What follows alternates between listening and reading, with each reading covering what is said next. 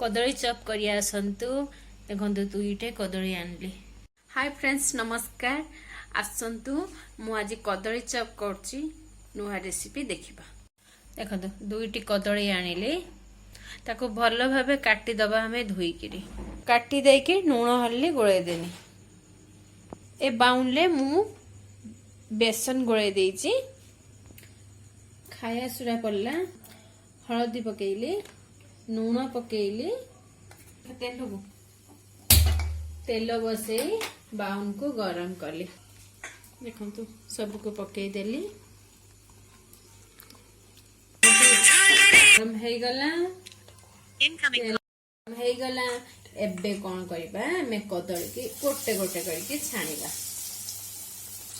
एबे गोटे गोटे करके सब पकेई देली नौटे देले बे टेस्ट लाउती। देखंतु हमर रेडी हे गला